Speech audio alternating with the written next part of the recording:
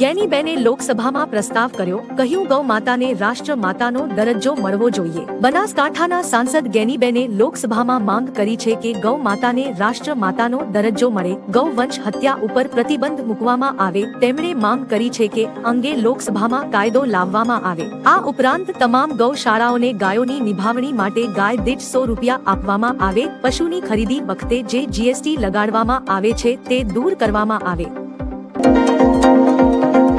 રાજકોટમાં TRP game zone જેવો અગ્નિકાંડ થતા રહી ગયો। કારખાનામાં આગની લપેટો વચ્ચે ફસાયેલા કામદારો જીવ બચાવવા અગાશી પરથી કૂદ્યા। રાજકોટ શહેરના સામા કાંઠે ટીઆરપી ગેમ ઝોન જેવો અગ્નિકાંડ થતા સહેજમાં રહી ગયો છે, જેમાં પેડક રોડ પર આવેલ ચાંદીના કારખાનામાં એક્ઝોસ્ટ ફેનમાં લાગેલી આગે વિકરાળ સ્વરૂપ ધારણ કરતા હાજર કર્મચારીઓમાં નાસભાગ મચી જવા પામી હતી, જે પૈકી 15 જેટલા કર્મચારીઓએ જીવ બચાવવા માટે અગાશી પરથી ઠેકડા માર્યા હતા, જે પ્લાસ્ટિકના પાઇપ થકી અન્ય માળ સુધી પહોંચી અને થોડી જ વારમાં તો આગે આખી બિલ્ડિંગને ચપેટમાં લઈ લીધી હતી। રીલ્સનો મુદ્દો રાજ્યસભામાં ગુંજ્યો। ઇન્સ્ટાગ્રામ રીલ્સનો મુદ્દો રાજ્યસભામાં ગુંજ્યો હતો। સપાના સાંસદ પ્રોફેસર રામ ગોપાલ યાદવે મંગળવારે રાજ્યસભામાં 0 અવર દરમિયાન ઇન્સ્ટાગ્રામ રીલ્સનો મુદ્દો ઉઠાવ્યો હતો। પ્રોફેસર રામ ગોપાલ યાદવે રીલ બનાવનારાઓ પર ગુસ્સે થતા કહ્યું કે લોકો એવા કપડાં પહેરે છે જેનાથી આંખો ઝૂકી જાય છે। તેમણે કહ્યું કે જો કોઈ પણ સમાજમાં નગ્નતા અને મદ્યપાન વધે છે તો ઘણી સંસ્કૃતિઓ નાશ પામે છે। સરકારે આને રોકવા માટે પગલાં ભરવા જોઈએ। 21મીએ ભારત બંધનું એલાન। અનામત પર સુપ્રીમના ચુકાદા સામે દલિત સમુદાયના લોકોએ 21મી ઓગસ્ટે ભારત બંધનું એલાન આપ્યું છે। ઉલ્લેખનીય છે કે માયાવતી અને ચંદ્રશેખરથી લઈને ચિરાગ પાસવાને તેનો વિરોધ કર્યો છે। એનડીએના સહયોગી સંગઠનો પણ તેના વિરોધમાં છે। સુપ્રીમ કોર્ટે SC/STના કોટામાં પેટા કોટા બનાવવાનો અધિકાર રાજ્યોને આપ્યો હતો। બસપાની પ્રમુખ માયાવતીએ જણાવ્યું હતું કે આ એક રીતે અનામતને ખતમ કરવાનો પ્રયત્ન થઈ રહ્યો છે। ચાંદીપુરા વાયરસથી વધુ એક બાળકનું મોત। રાજ્યમાં ચાંદીપુરા વાયરસનો કહેર યથાવત છે। કચ્છમાં ચાંદીપુરા વાયરસથી વધુ એક બાળકનું મોત થયું હોવાની માહિતી સામે આવી છે। ગાંધીધામના બાળકનું સારવાર દરમિયાન મોત થયું છે। વાયરસથી ગઈકાલે જ 3 બાળકોના મોત થયા છે। જિલ્લામાં ચાંદીપુરા વાયરસના 8 કેસ નોંધાયા છે, તેમજ કચ્છમાં ચાંદીપુરા વાયરસે વધુ એક બાળકનો ભોગ લીધો છે। ગુજરાતમાં શંકાસ્પદ ચાંદીપુરા વાયરસના હમણાં 157 દર્દીઓ સારવાર હેઠળ છે।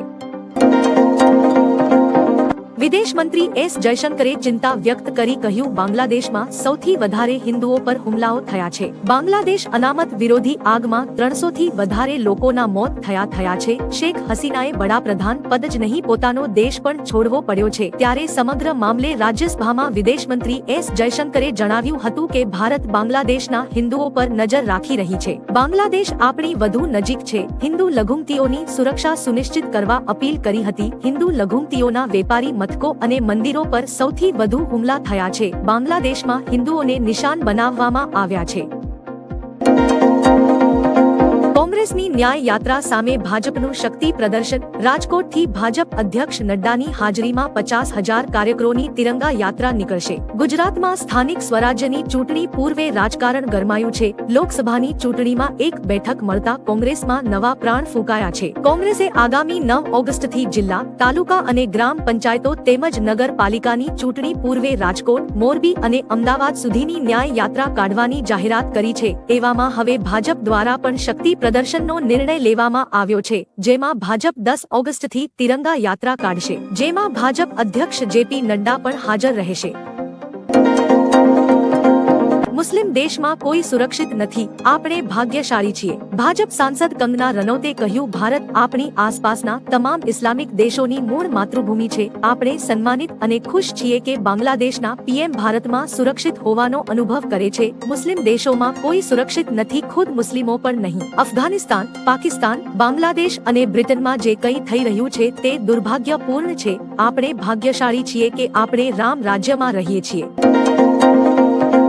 રાજ્યમાં એવરેજ 68% વરસાદ નોંધાયો. સામે આવેલા આંકડા અનુસાર રાજ્યમાં એવરેજ 883 મિલી વરસાદની સામે અત્યાર સુધીમાં 597 મિમી એટલે કે 68% વરસાદ નોંધાયો છે. જિલ્લા પ્રમાણે વાત કરીએ તો દેવભૂમિ દ્વારકામાં 150%, પોરબંદર અને જૂનાગઢમાં 123-24% વરસાદ નોંધાયો છે. 11 જિલ્લા એવા છે જ્યાં 50% થી પણ ઓછો વરસાદ પડ્યો છે, જેમાં ગાંધીનગરમાં 47%, અમદાવાદમાં 46% અને પાટણમાં 48% જેટલો વરસાદ થયો છે.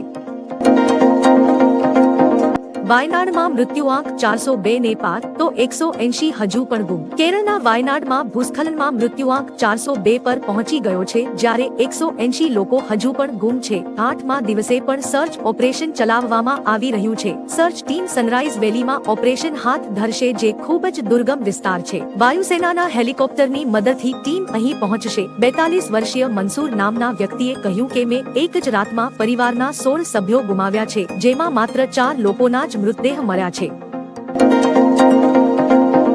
બાંગ્લાદેશમાં 8 લોકોને જીવતા સળગાવ્યા. બાંગ્લાદેશમાં સ્થિતિ સતત વણસી રહી છે. દરેક જગ્યાએ હિંસા થઈ રહી છે. આ દરમિયાન હથિયાર સાથે પ્રદર્શનકારીઓએ શેરપુર જેલ પર હુમલો કર્યો અને 500 કેદીઓ ભાગી ગયા હતા. ડેઇલી સ્ટાર અખબાર અનુસાર 27 જિલ્લાઓમાં હિન્દુના ઘરો અને સંસ્થાઓ પર હુમલા થઈ રહ્યા છે. ક્રિકેટર લિટન દાસના ઘરને પણ આગ લગાડવામાં આવી હતી. આ સિવાય એક હોટલમાં પણ આગ લગાડવામાં આવી હતી, જેમાં 8 લોકો જીવતા સળગી ગયા હતા.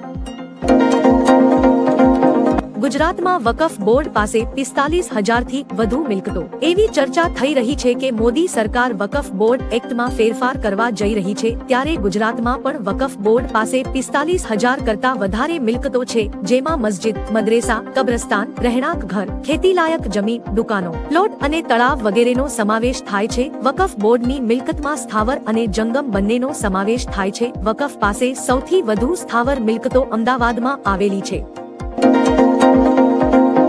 ચાંદીપુરા વાયરસથી વધુ 2ના મોત. રાજ્યમાં ચાંદીપુરા વાયરસની દહેશત યથાવત છે. સામે આવેલી માહિતી અનુસાર જીવલેણ વાયરસથી વધુ 2 દર્દીઓના મોત થયા છે. આ ઉપરાંત શંકાસ્પદ ચાંદીપુરા વાયરસ કેસ 155 ને પાર પહોંચ્યા છે. શંકાસ્પદ કેસનો આંકડો 157 પર પહોંચ્યો છે, જ્યારે ચાંદીપુરાના પોઝિટિવ કેસની સંખ્યા 68 થઈ છે. આ વાયરસ ફ્લેબોટોમાઇન નામની માખીને કારણે ફેલાય છે. માત્ર માખી જ નહીં, પરંતુ એડિસ મચ્છરને કારણે પણ આ વાયરસ ફેલાય છે.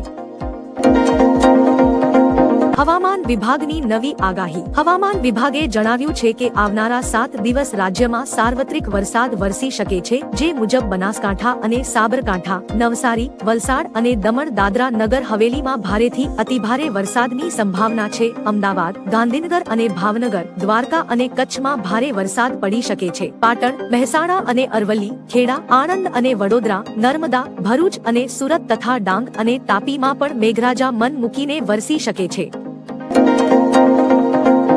બાંગ્લાદેશ મુદ્દે સર્વપક્ષીય બેઠક યોજાઈ. બાંગ્લાદેશ મુદ્દે સંસદ ભવનમાં સર્વપક્ષીય બેઠક યોજાઈ હતી. આ બેઠકમાં સંરક્ષણ પ્રધાન રાજનાથસિંહ, કેન્દ્રીય ગૃહ પ્રધાન Amit Shah, JP Nadda, Congress, TMC, SP, RJD અને એનસીપી અને અન્ય પક્ષોના વડાઓ હાજર રહ્યા હતા. આ દરમિયાન વિદેશ મંત્રી એસ જયશંકરે બાંગ્લાદેશ મુદ્દે માહિતી આપી હતી. તો શેખ હસીનાને ભારત લાવનાર બાંગ્લાદેશી વાયુસેનાનું વિમાન સવારે પરત ફર્યું છે.